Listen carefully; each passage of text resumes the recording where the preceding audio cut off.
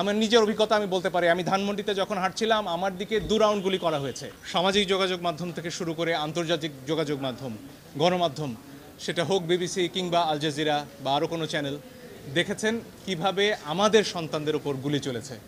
আল জাজিরার একটা ছবি, সেনাবাহিনীর সদস্যরা অটোমেটিক রাইফেল নিয়ে শুয়ে পড়লেন লাইন দিয়ে, তাদের 20 গজ দূরে নিরস্ত্র সাধারণ মানুষ, আমরা, আমার দেশের জনগণ, তাদের দিকে সেমি অটোমেটিক রাইফেল থেকে গুলি চলল। এর দৃশ্য দেখার পরে আসলে বাসায় বসে থাকার কারো কোনো সুযোগ নেই। আমাদের যার যার অবস্থান থেকে প্রতিবাদ করতে হবে এবং একজন আইনজীবী হিসেবে সেই কাজটি করার জন্য আজকে আমরা আদালতে এসেছি। আমরা আদালতে বলেছি নিরস্ত্র প্রতিবাদকারীদের উপরে গুলি চলতে পারে না, যেটিকে ইংরেজিতে লাইভ রাউন্ড বলা হয়, সেটি করার কোনো সুযোগ নেই। আরও অনেক ভিডিও আপনারা দেখেছেন, একটি কিশোর 4তলা একটা নির্মাণাধীন ভবন থেকে সে ঝুলে রয়েছে, তার কিচ্ছু করার উপায় নেই, ওই অবস্থায় তার উপর গুলি চলেছে অনেকবার। আপনারা দেখেছেন রিয়া গোপ তার বাবার কোলে গুলিবিদ্ধ হয়েছে। আরেক শিশু, সে তার চোখ দিয়ে গুলি ঢুকেছে, মাথার পেছন দিক দিয়ে বেরিয়ে গেছে। জিজ্ঞেস করুন সে কোথায় ছিল? তার বাসায়, ঘরের ভেতর, জানালা দিয়ে বাইরে তাকিয়েছিল, এই তার অপরাধ।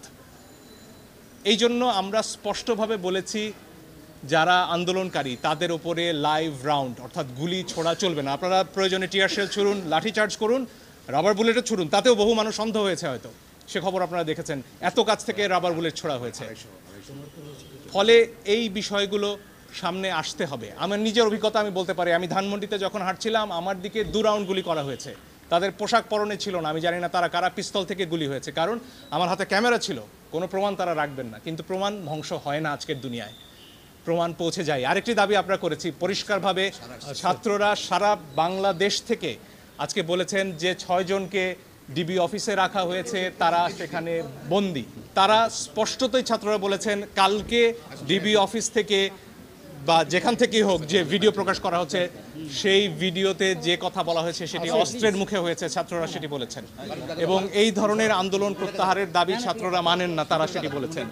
আইনজীবী হিসেবে আমার কথা হচ্ছে, যখন গোয়েন্দা প্রধান বলেন যে নিরাপত্তার প্রয়োজনে তাদেরকে তিনি নিয়ে এসেছেন এবং সেখানে তাদের খাবার দাবার করার ছবিও, খাওয়া দাওয়া করার ছবিও প্রচার করা হয়, তখন আমার কথা হচ্ছে হাসপাতাল থেকে একজন মানুষকে, একজন নাগরিককে কিভাবে তুলে নেওয়া হয়, কোন আইনে? আদালতে আমরা এই প্রশ্ন করেছি।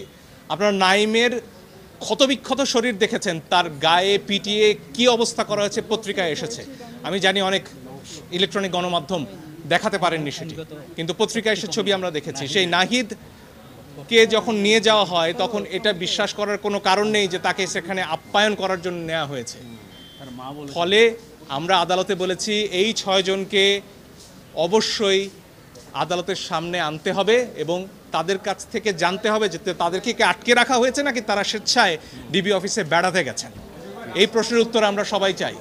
আদালত সরকার পক্ষকেও শুনেছেন, সেখানে অ্যাডিশনাল অ্যাটর্নি জেনারেল ছিলেন এবং যদিও রুল ইস্যু হওয়ার আগে শোনা যায় কিনা সেটা নিয়ে হয়তো সারাপা বলবেন, কিন্তু আগামীকালকে এই বিষয়ে আদেশ দেবেন এবং কালকেও আসলে শুনানি করার এবং আমাদের তরফ থেকে প্রমাণ উপস্থাপনের সুযোগ আদালত দিচ্ছেন। ফলে এই দুটো দাবি নিয়ে আমরা গিয়েছি।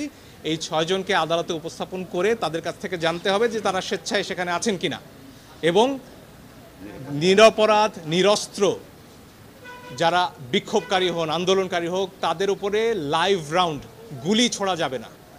অ্যাসল্ট রাইফেল দিয়ে ট্রিগার চেপে বসে থাকা